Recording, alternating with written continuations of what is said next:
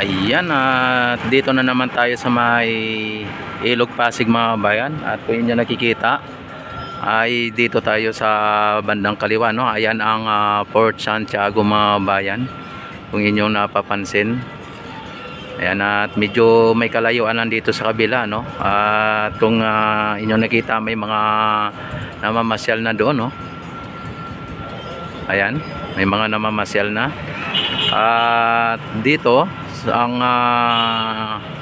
Maestranza Esplanade mga bayan, ayan, kung inyo napapansin, dito tayo sa kabila at nakikita natin malapit na po ang Maestranza Esplanade mga bayan, malapit na dito sa may Port Santiago. Ayan lang ang Port Santiago mga bayan, no? Ayan lang ang Port Santiago. Tapos ang Maestranza na ginagawa ng ating gobyerno, ng ating pamahalaan sa kasalukuyan ay ito na.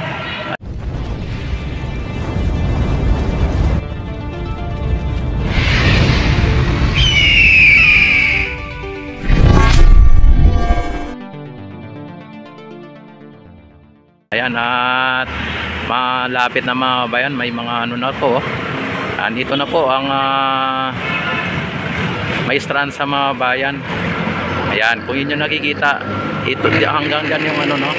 Ito ay ano na po ito, yung may bako na yan, ano na po yan, ng Plaza Mexico mga bayan. At ito na po yung Binondo Intramuros Bridge, kung inyo nakikita ay yan, Intramuros, Binondo Intramuros Bridge. Yan mga bayan, at kitang-kita po dito, no, sa kabila yung proyekto o ang project ng ating Epilisa at ng ating Pangulo, na talagang ang haba na dito at malapit na makarating sa may Port Santiago mga bayan. Ayan, no, kung inyo nakikita at inyong natatanaw. Yan, at sa ngayon dito sa kabila yung Ilog Pasig dito mga bayan ay nakita ninyo, kahit na makita na yung mga bato dito, yan ay malinis mga bayan, malinis ha. Ayan, at kung inyo nakikita at inyo napapansin, may namimingwit. Ayan, oh, di ba? Ang ano dito, malinis mga bayan, malinis ha. Baka maya sabihin nyo maraming mga basura or ano pa man para ikasisira ng ating gobyerno. Ayan, malapit na po ang Esplanade mga bayan sa may Port Santiago mga bayan. Ayan ang pinakadulo ng Port Santiago na ng Esplanade mga bayan, no? Ito ang pinakadulo na linalagyan pa o binabaunan pa ng mga pilote. Tapos ang Port Santiago mga bayan, ito yan, halos mga 200 meter na lang mga bayan, 200 meter na lang, ano, ay maabot na po doon sa may kabilang tulay mga bayan. Talagang malapit na po yan. Baka sa sunod na buwan or tawag nito yung mga 3 months, after 3 months mga bayan, ay malamang nasa Port Santiago na ang itong mga pilote na yan na nakabaon. Basta tuloy-tuloy lang ano, no, tuloy-tuloy lang ang paggawa, ay talagang aabot po talaga yan. Yung ano mga bayan, yung linalagyan ng ano, ng IB mga bayan, hanggang dyan na yung IB mo. Hanggang dyan na yung IB mga bayan, kung inyo napapansin. Yan, hanggang dyan na yung I-beam. Tapos ilang ilang binaaw na ng pilote na hindi pa nalagyan ng I-beam kasi hindi pa po nabuhusan ang kanyang ano, no, yung pinaka head niya. Yan, kung inyo nakikita mga bayan, ay talagang kitang-kita na dito sa may kabilang side ang Maestranza mga bayan. Yan, at lalapit tayo doon sa may sa may project o doon sa may pinaka Maestranza para sa ganon makita natin ng malapitan mga bayan. Yan, at let's go, punta tayo doon.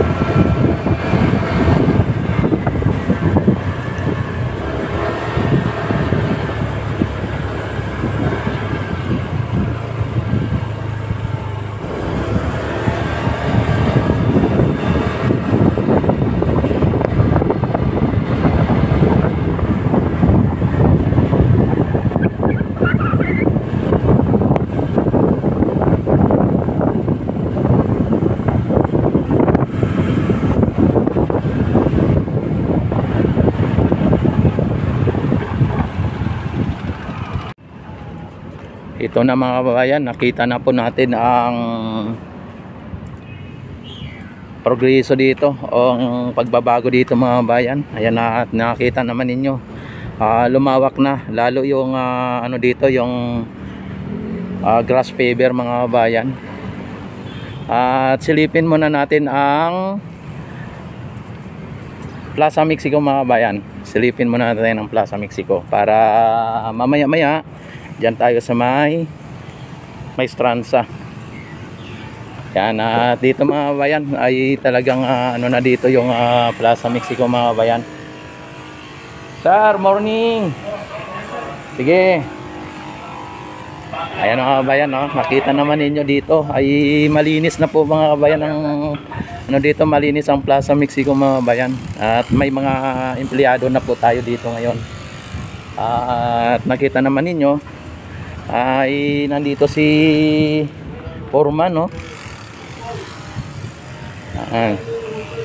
At malamang iano na nila to, nagano na sila, naghalo na po sila dito mga bayan, at malamang ilalagay na po sa, siguro dito sa may ano na to, bike lane na to, ano, parang ano yung ano. Yan sir, morning, happy new year. Yan. Eh sir, dito na yan ano? Hindi, doon. Doon pa? Sa marker. Sa marker, ayun. Pwede makapunta doon sir? Yan o, mga bayan o. Ilipat lang yung marker.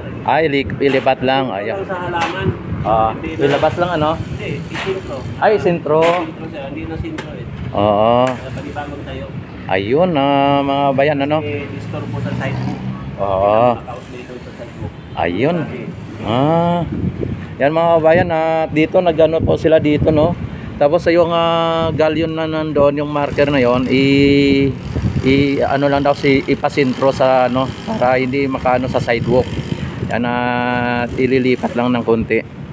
Yan, nakita naman ninyo mga kabayan yung progress dito mga kabayan. Buhay na, green na po. Tapos yung dito, kaya lang mga kabayan, linagyan ng kausyon kasi nga para hindi mapuntahan ng tao, kaya hindi siya mapapasukan. Talagang ganun po, no. Tapos ang linis din mga kabayan ng ating Ilog Pasig, nakita naman ninyo ang linis.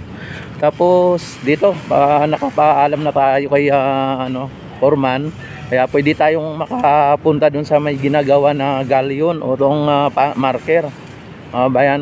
Dito mga kabayan, pansamantalang sinarado po dito, no, para hindi po mapapasukan kasi dito for construction, kaya ganon. Tapos dito yung lalagyan po ng ano ng sandwa mga kababayan ay dito na for preparation pa lang po ito, no. At sunod na araw o mamaya o anong araw ay magugulat na lang po tayo na nakabuhos na po ito. Tapos dito nakita naman ninyo mga kabayan ang mga halaman mga kabayan, no. Ang buhay na buhay ng halaman mga kabayan, ang ganda oh. Yan oh, ang ganda ng mga halaman mga kabayan. Talagang ayan, nagpaalam naman tayo kay kay Foreman. Ayan, nakita naman ninyo mga kabayan, oh. Ililipat lang po tong na to, tong galleon na to o yung marker na to, ililipat lang po. Dito lang po, i-sentro lang po, lang po dito kasi magiging sidewalk po yan dyan. at nakaabala. Kaya ayan, dito po ilalagay, no? Ilalagay dito. Nililipat lang po dito mga bayan ang galyon na yan, marker na yan. Ayan. Anito po ang latest update dito sa ating sa ating Plaza Mexico mga bayan.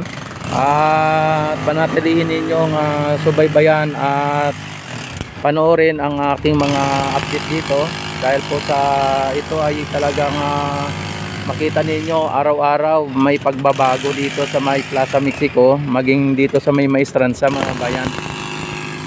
Ayan, makita naman ninyo ang sipag-sipag at Happy New Year na lang po sa lahat-lahat, Yan. Hindi lang natin mapapansin mga bayan, ito ay talagang nakatayo na ulit ito. Bago na naman ito. Yan.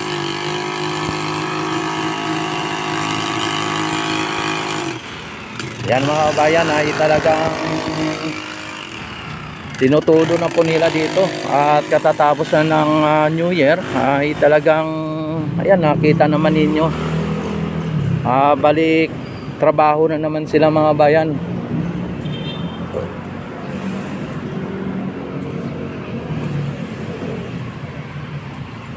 Yan, lilipat po tayo sa may Maestranza mga bayan, para sa ganon ay makikita din nyo o malalaman ninyo kung ano ang mga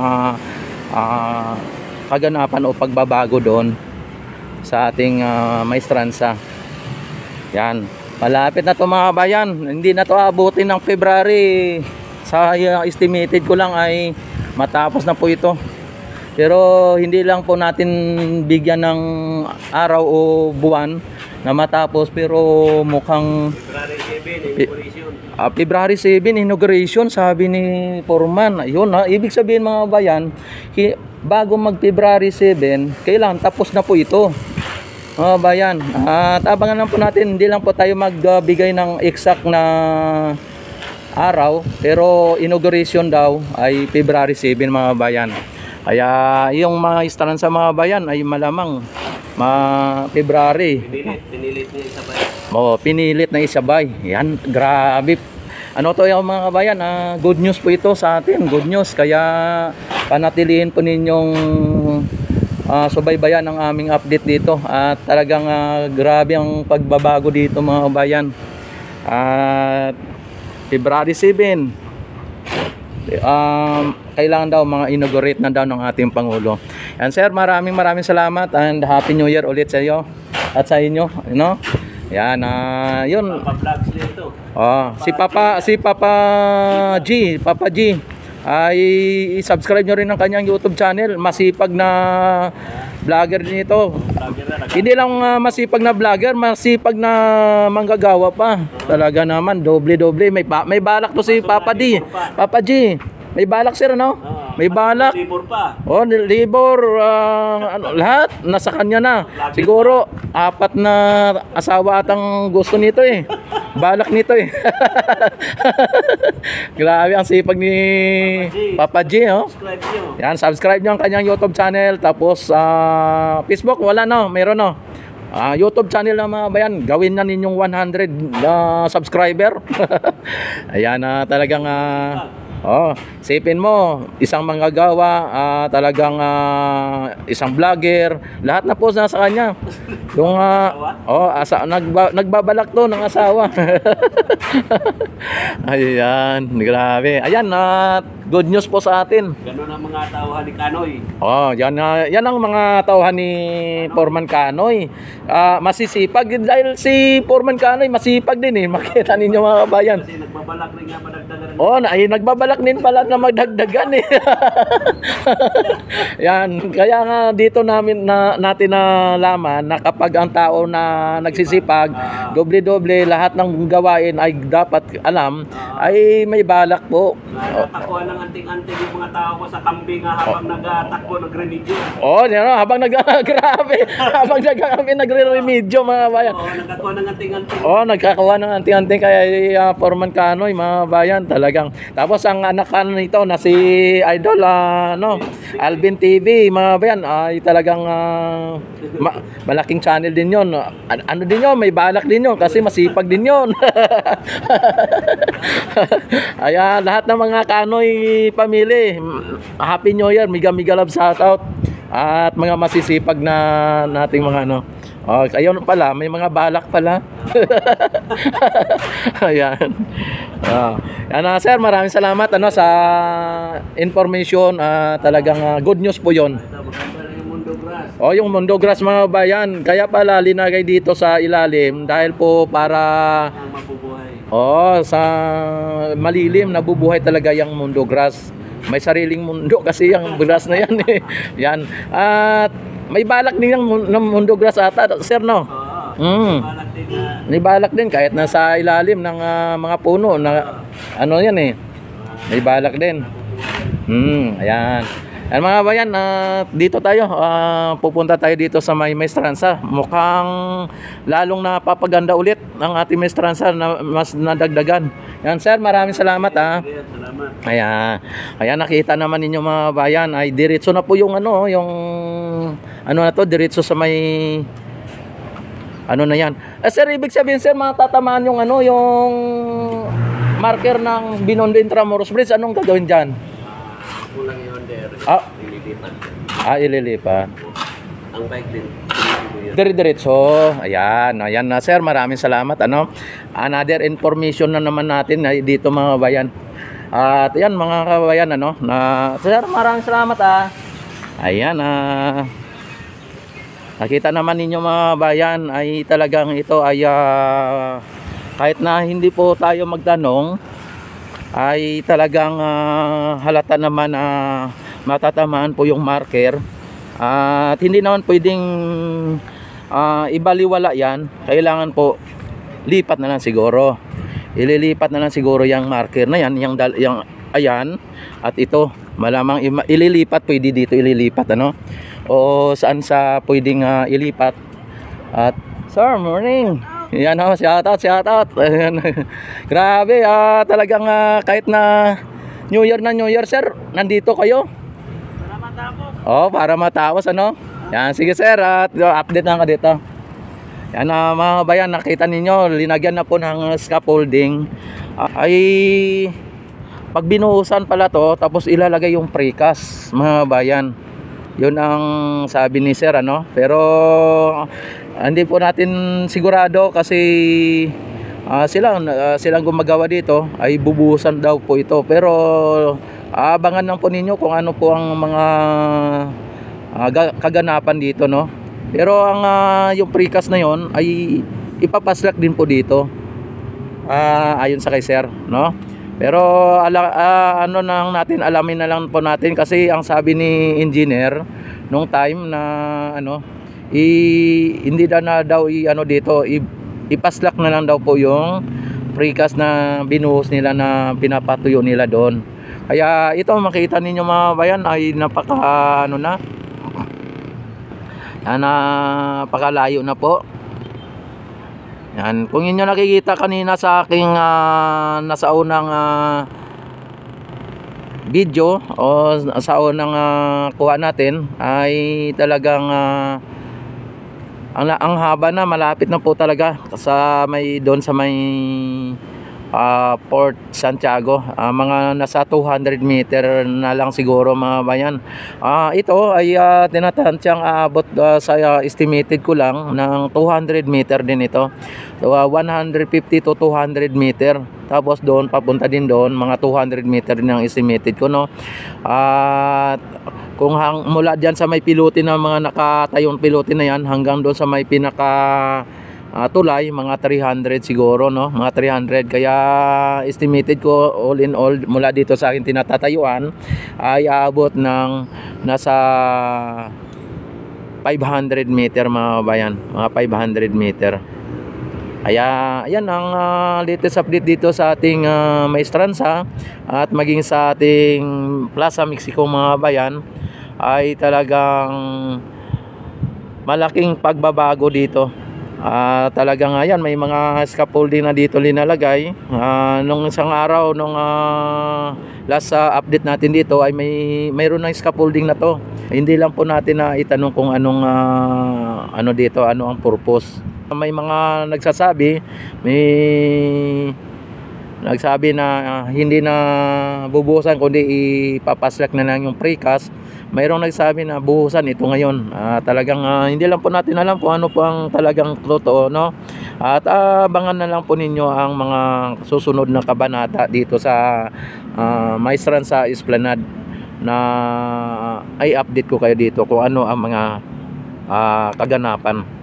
Wag lang po tayo masyadong magsabi ng kung ano-ano dito na hindi na bubuhusan or ano. Pero yun ang sabi kasi ng ating mga engineer, na hindi na ibubuhos dito kundi papaslak na lang. Pero sa ngayon ay talagang hindi po natin masabi. Kaya abangan na lang po ninyo ang ating mga update dito sa Maestranza mga bayan. Sa ngayon ay talagang Happy New Year sa inyong lahat. At God bless po sa inyong lahat. Mabuhay po tayong lahat sa hanggat gusto natin. Ayan, at mabuhay din ang ating Pangulo. Ito ay project ng ating First Lady Lisa Marcos at ng ating Pangulong PBBM mga bayan. Hindi po ito sinasabi ng iba na ito ay naumpisahan ng Duterte. Hindi po yan totoo, fake news po yan, ano. At kapag nanonood kayo sa mga DDS mga bayan, huwag kayong maniwala doon, kasi ay talagang ang mga ano namin dito, sinasabi namin dito ay naayon po sa ano dito, at i-research din ninyo po, no.